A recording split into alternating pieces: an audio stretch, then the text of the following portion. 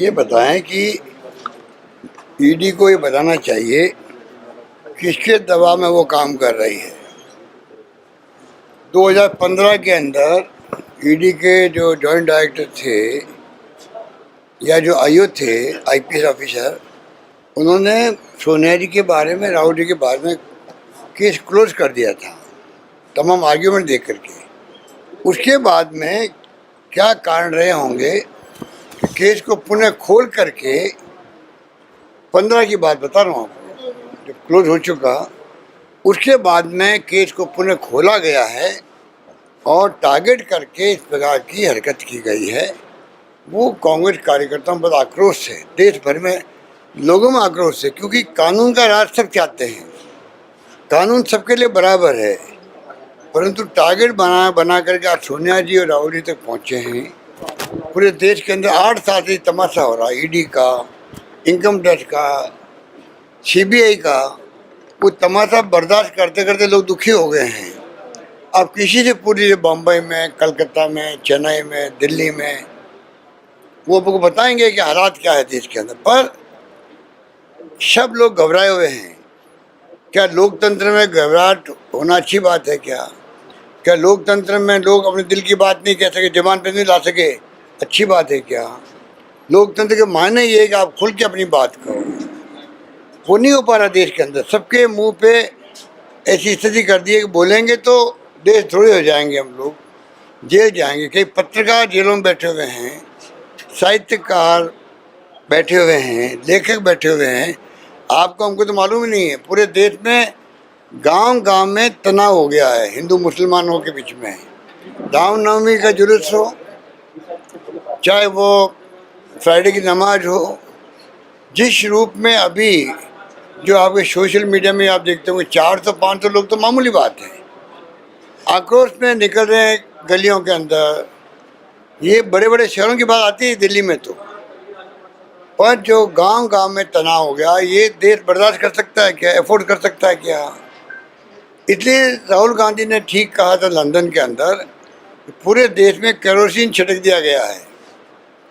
जब राहुल गांधी बोलते हैं तो काम की बात बोलते हैं। उन्होंने कहा था फरवरी के अंदर 2020 के अंदर ये कोरोना तंग कर सकता है देशवासियों को, ध्यान नहीं दिया गया। ध्यान देते तो वो स्थिति नहीं बनती जो बनी है, क्योंकि बाहर के मुल्कों के जहाँ जहाँ ये कोरोना फैला हुआ था वहाँ फ्लाइट पे रोक लग जाती, कुछ भी हो जाता, पर नहीं किया गया। जब पूरा फैल गया, सेकेंड वेव आ गई, तब जाके सब कुछ हुआ।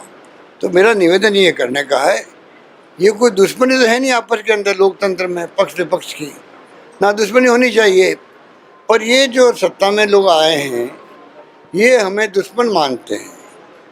उसी प्रकार का कभी कांग्रेस मुक्त भारत बनाओ, छापे डलवाओ, जुडिशरी को दबाव में रखो,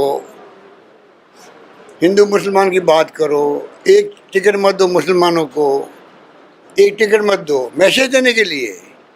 ऐसा नहीं कि उनके पास में कोई जगह नहीं है, एक टिकट मत दो। लगता है कि बिल्कुल हिंदुत्व की बात करने वाले लोग हैं, ये हमारे लोग हैं, तो ये हिंदुओं को भड़का भड़का के वोट तो ले रहे हैं, परंतु देश हित में नहीं है।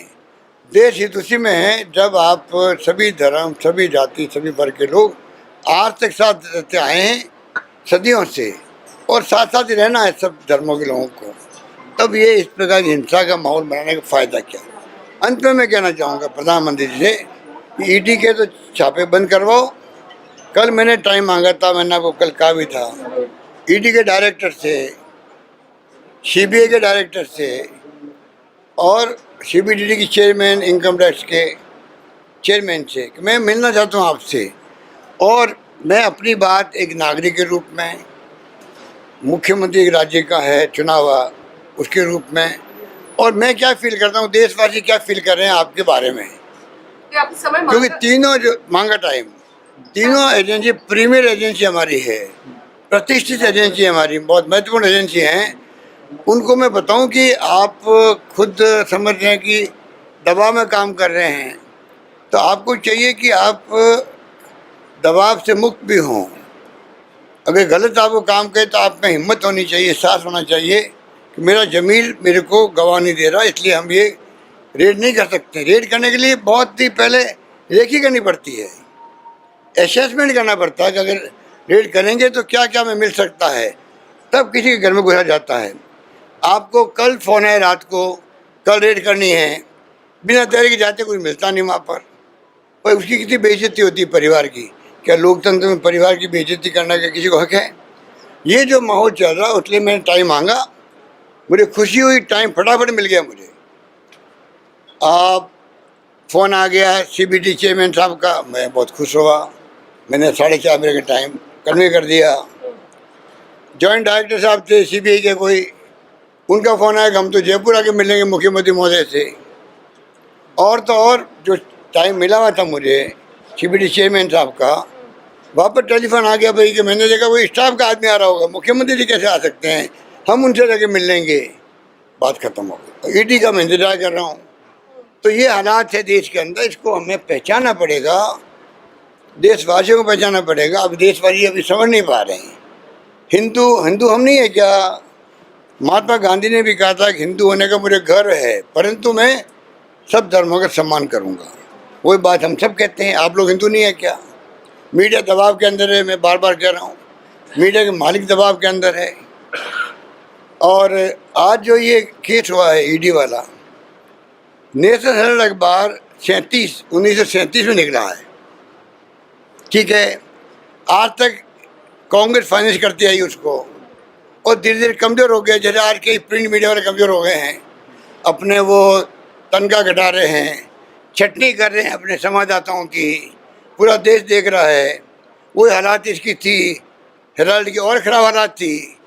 12-12, 15 साल तक तनख्वाह नहीं मिली उन लोगों को जो उनके कर्मचारी थे। मुझे मालूम है, जानता था कई लोगों को।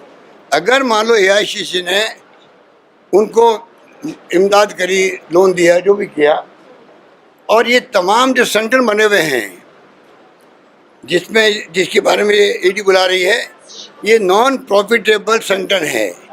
1 रुपया भी सोनिया गांधी जी चाहें, राहुल गांधी जी चाहें तो ही घर नहीं ले आ सकते, 1 रुपया भी, क्योंकि इसमें कानून कहता है कि आप ये नॉन प्रॉफिटेबल संगठन जो है, इसमें कोई भी डायरेक्टर इसमें लाभांश नहीं ले सकता है। जब सबको मालूम है, फिर मनी लॉन्ड्रिंग किसकी हुई है, कौन सा पैसा घरों में चला गया है, ऐसा माहौल बना दिया गया कि बहुत बड़ा घोटाला हो गया देश के अंदर। इनकी पोल आज नहीं तो कल खुलने वाली है। ये तमाशा हो रहा है, आप देख रहे हो, पूरा देश के लोग यहाँ आ रहे हैं, देशवासियों को भावना बताने के लिए आ रहे हैं। मीडिया को चाहिए कि वो ईमानदारी से साथ दे हमारा। हम नहीं चाहते कि वो मतलब एक तरफा करे बात, सच्चाई बताए। बीजेपी ये कह रही है कि ठीक है, आपकी एक संस्था थी जो कमजोर हो गई थी, जैसा आपने कहा कि वहाँ एम्प्लॉय को भी देने के लिए पैसे नहीं थे, लेकिन उसके बदले गांधी परिवार ने यंग इंडिया कंपनी के द्वारा उसका शेयर ले लिया। आप कर्जा चुकाने के बदले मालिक नहीं बन सकते, ये आरोप है। वो मालिक तो तब बनता है उसमें प्रॉफिट आता है। शेयर बदलते रहते हैं, डायरेक्टर बदलते रहते हैं। हिंदुस्तान भर की कंपनियों में लाखों कंपनी हिंदुस्तान के अंदर है। एक एक इंडस्ट्रीज के बाद में कहीं 50, कहीं 80, कहीं 100, 120 कंपनी हैं। वो शेयर बदलते रहते हैं अपने। कभी किसी को पकड़ते हैं क्या? हम लोग पकड़ सकते हैं क्या? जो NGO का काम करने वाली कंपनी हैं, उनका विशेष दर्जा है। ये NGO के रूप में काम करेगी, सोसाइटी के लिए काम करेगी, लाभांश नहीं कमाएगी, उसमें ये एजेंसी आ रही है। उनके अंदर आप कैसे मनी लॉन्ड्रिंग की बात कर सकते हो? और ये परिवार जिसने दिए ही दिया देश को, इंदिरा गांधी ने शहादत दे दी, राजीव गांधी शहीद हो गए, पंडित नेहरू 10-12 साल तक जेल में बंद रहे थे। उनके भी साइमन कमीशन आया था 32 के अंदर, तब लाठियाँ पड़ी थी उनके ऊपर सड़कों पर, पंडित नेहरू पे भी 10-12 साल तक वो जेल में बंद रहे थे। और आनंद भवन दे दिया देश को, जहाँ गांधी जी बैठ के पूरा आंदोलन चलाते थे। इस परिवार ने देश को दिया है, लिया कुछ नहीं है। उस परिवार के ऊपर आप ED का शक पैदा करवाओ देशवासियों को, क्रेडिबिलिटी ख़त्म करने के लिए, कांग्रेस मुक्त भारत की बात करने के लिए, ये देश बर्दाश्त नहीं करेगा। आज क्रेडिबिलिटी 76 साल के बाद में ये कांग्रेस के कुनबा हम सब हैं, वो पंडित नेहरू को याद करते हैं, गांधी को याद करते हैं, सोनिया गांधी को कहते हैं कि आप अध्यक्ष बनी रहो, राहुल गांधी कहते हैं आप अध्यक्ष बनो। क्यों कहते हैं हम लोग? हम समझते नहीं है क्या? हमारे पास दिमाग नहीं है क्या? देशवासियों के, आम जनता के, आप जनता भी चाहती है कांग्रेस मजबूत रहनी चाहिए, देश के अंदर प्रतिपक्ष मजबूत रहना चाहिए। आम कार्यकर्ता दक्षिण का, पूर्व का, पश्चिम का क्यों चाहता है? ये परिवार रहेगा कांग्रेस अध्यक्ष तो कांग्रेस एकजुट रहेगी। कुछ तो सोच रहे होंगे। जिस परिवार का 30 साल से कोई आदमी कोई पद पे नहीं, ना मुख्यमंत्री ना प्रधानमंत्री। प्रधानमंत्री बन सकती थी सोनिया गांधी जी, उन्होंने डॉक्टर मनमोहन सिंह ने बना दिया। तो 30 साल के इसका परिवार का कोई आदमी ना प्राइम मिनिस्टर बना है, ना कोई पद पे आया है। फिर मोदी जी को, अमित शाह जी को चिंता करने किस बात की आवश्यकता है? तो ये बहुत गंभीर बात है। मैं कहना चाहूँगा देशवासियों को समझ जाना चाहिए, देश में लोकतंत्र खतरे में है, देश में भट्टा बैठ गया है, संविधान का ध्वजा उड़ाई जा रही है, लोग चिंतित हैं, बोल नहीं पा रहे हैं। तो डेमोक्रेसी कहाँ रही है? ये चिंता में होना चाहिए।